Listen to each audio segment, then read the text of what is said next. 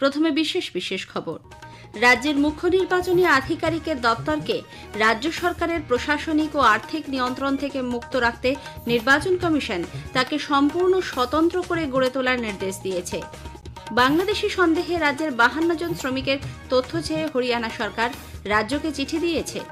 বিভিন্ন রাজ্যে বাংলাভাষীদের হেনস্থা নিয়ে রাজ্য সরকারের তোলা অভিযোগের প্রেক্ষিতে বিরোধী দলনেতা বলেছেন, অতীতে মমতা ব্যানার্জি নানা সিদ্ধান্তে বাংলার বিরোধিতা করেছেন। ভোট পরবর্তী হিংসায় বিজেপি নেতা অভিজিৎ সরকার খুনের মামলায় সাজাপ্রাপ্ত 2 পুলিশ আধিকারিকের জামিনের আবেদনের মামলাতে মৃতের পরিবারকে যুক্ত করতে নির্দেশ দিয়েছে কলকাতা হাইকোর্ট।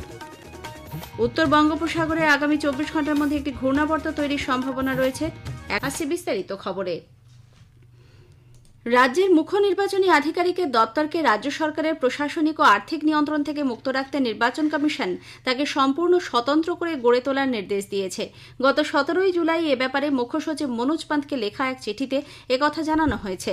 উল্লেখ্য, রাজ্যের মুখ্য নির্বাচনী আধিকারিক মনোজ আগরওয়াল বর্তমানে রাজ্যের স্বরাষ্ট্র দপ্তরের অতিরিক্ত মুখ্য সচিব পদে রয়েছেন।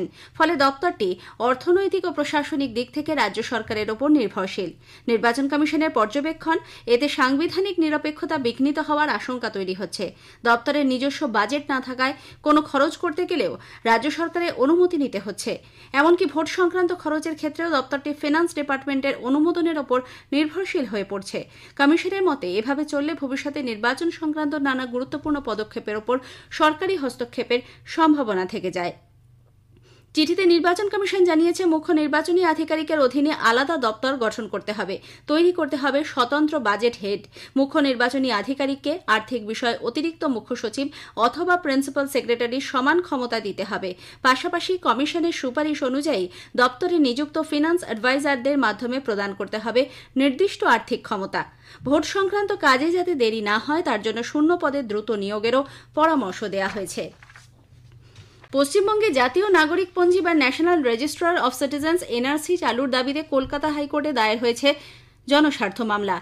দক্ষিণ 24 পরগনার বাসিন্দা হাইকোর্টেরই এক আইনজীবী তাঁর আবেদনে জানিয়েছেন, অনুপ্রবেশ আটকাতে কেন্দ্র ও রাজ্যকে 1955 সালে ভারতীয় নাগরিকত্ব আইনের 4 ও 14 ক ধারা কার্যকর করার প্রয়োজন আছে।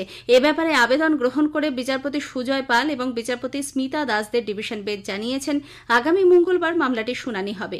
এ সংক্রান্ত অন্য কোনো মামলা বিচারাধীন আছে কিনা তাও রাজ্যের কাছে জানতে চেয়েছে হাইকোর্ট। বাংলাদেশি সন্দেহে রাজ্যের 52 জন শ্রমিকের তথ্য চেয়ে হরিয়ানা সরকার রাজ্যকে চিঠি দেওয়ায় মুখ্যমন্ত্রী মমতা ব্যানার্জি তীব্র ক্ষোভ প্রকাশ করেছেন। কেন্দ্রের বিরুদ্ধে ভাষা সন্ত্রাসের অভিযোগ তুলে তিনি বলেন, রাজনৈতিকভাবে এর মোকাবিলা করা হবে। এরা কি চাইছে, বাংলাটাকে দখল করতে নাকি? মানে গায়ের জোরে বাংলা রাজ্যটাকে উঠিয়ে দিতে? ভাষা সন্ত্রাস চলছে, মানুষের উপর অত্যাচার সন্ত্রাস চলছে। এবার প্রত্যেকটা জেলা বেছে বেছে জেলার মানুষদের যাতে সংকটে ফেলা যায়। আমি সবাইকে বলবো, কেউ ভয় পাবেন না।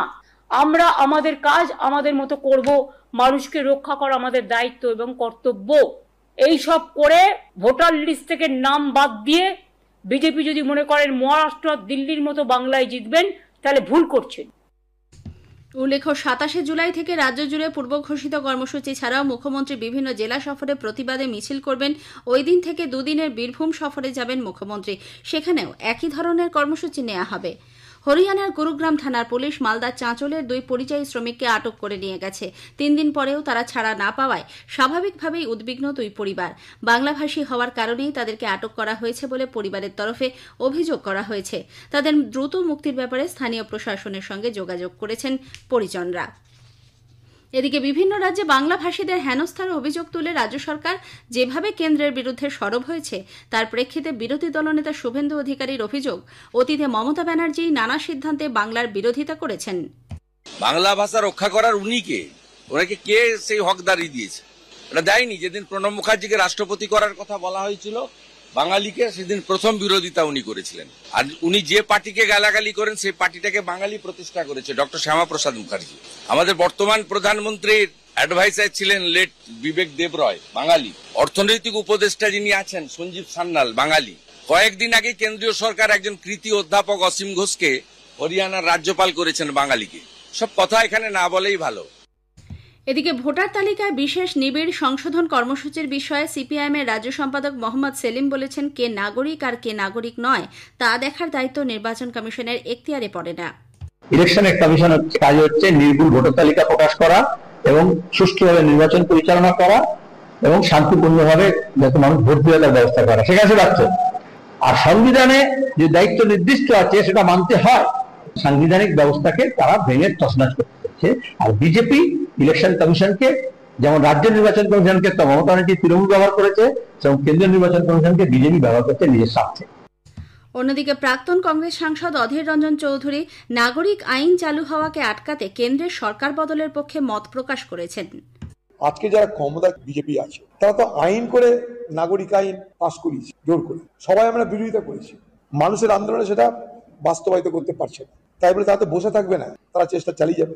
বাঁচতে গেলে একটাই রাস্তা, ক্ষমতা থেকে বিজেপিকে অপসারণ। সেটা করবে কে? সেটা করবে কংগ্রেসের নেতৃত্বে ভারতবর্ষের অন্যান্য বিরোধী দল। কারণ একটাই, কংগ্রেস সারা ভারতবর্ষে প্রতিষ্ঠিত, বাকিরা আঞ্চলিক দল। কেন্দ্রীয় সরকার জানিয়েছে, গত মাসের 16 তারিখে প্রকাশিত গেজেট বিজ্ঞপ্তি অনুসারে 2027 সালে জনগণনার প্রস্তুতি শুরু হয়েছে। আজ লোকসভায় এক লিখিত জবাবে স্বরাষ্ট্র প্রতিমন্ত্রী নিত্যানন্দ রায় বলেন, এ মাসের গত 3 ও 4 তারিখ নতুন দিল্লিতে এ বিষয়ে দুদিনের একটি সম্মেলন অনুষ্ঠিত হয়েছে। জনগণনার নানাবিধ প্রক্রিয়া নিয়ে সেখানে দীর্ঘ আলোচনা হয়েছে। প্রধানমন্ত্রী নরেন্দ্র মোদী এ মাসের 27 তারিখ আকাশবাণীতে মন কি বাত অনুষ্ঠানে তাঁর চিন্তাভাবনা দেশ বিদেশের মানুষের সঙ্গে ভাগ করে নেবেন।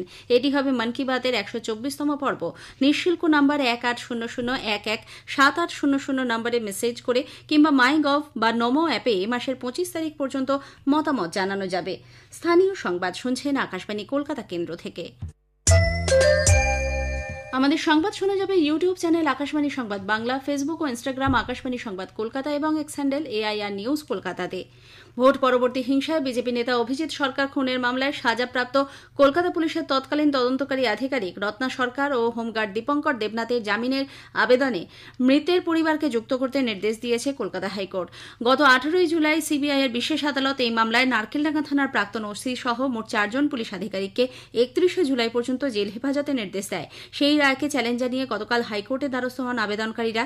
এ ব্যাপারে হাইকোর্টের পর্যবেক্ষণ, জামিনের আবেদন হলেও মৃতের পরিবারকে মামলায় অন্তর্ভুক্ত করতে হবে। তাদের বক্তব্য এক্ষেত্রে গুরুত্বপূর্ণ। আগামী শুক্রবার এই মামলার পরবর্তী শুনানি হবে বলে জানিয়েছেন বিচারপতি শুভ্রা ঘোষ।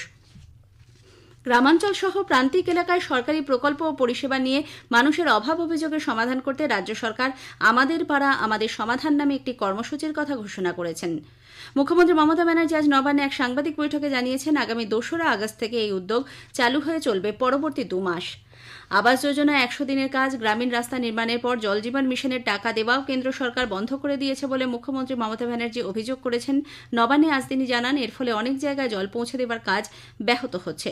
মুখ্যমন্ত্রী বলেন, ইতিমধ্যেই জল পৌঁছে দেওয়া হয়েছে 98 লক্ষ বাড়িতে।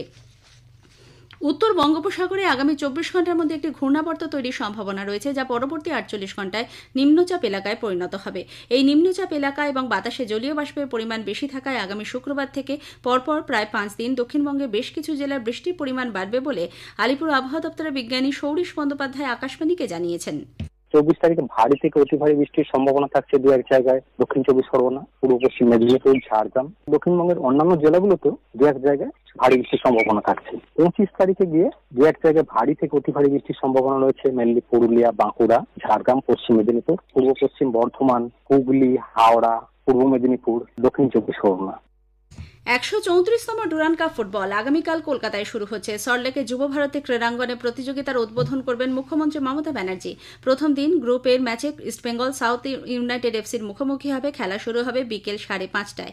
গ্রুপ বিতে থাকা Mohun Bagan super giant 31 July Durand cup অভিযান শুরু করবে। শেষ করার আগে স্থানীয় সংবাদের বিশেষ কিছু অংশ আরও একবার। রাজ্যের মুখ্য নির্বাচনী আধিকারিকের দপ্তরকে রাজ্য সরকারের প্রশাসনিক ও আর্থিক নিয়ন্ত্রণ থেকে মুক্ত রাখতে নির্বাচন কমিশন তাকে সম্পূর্ণ স্বতন্ত্র করে গড়ে তোলার নির্দেশ দিয়েছে। বাংলাদেশি সন্দেহে রাজ্যের 52 জন শ্রমিকের তথ্য চেয়ে হরিয়ানা সরকার রাজ্যকে চিঠি দিয়েছে। বিভিন্ন রাজ্যে বাংলাভাষীদের হেনস্থা নিয়ে রাজ্য সরকারের তোলা অভিযোগের প্রেক্ষিতে বিরোধী দলনেতা বলেছেন, অতীতে মমতা ব্যানার্জি নানা সিদ্ধান্তে বাংলার বিরোধিতা করেছেন। 134তম ডুরান্ড কাপ ফুটবল আগামীকাল কলকাতায় শুরু হচ্ছে। স্থানীয় সংবাদ শেষ হলো, এরপর খেলার খবর 8টা বেজে 10 মিনিটে।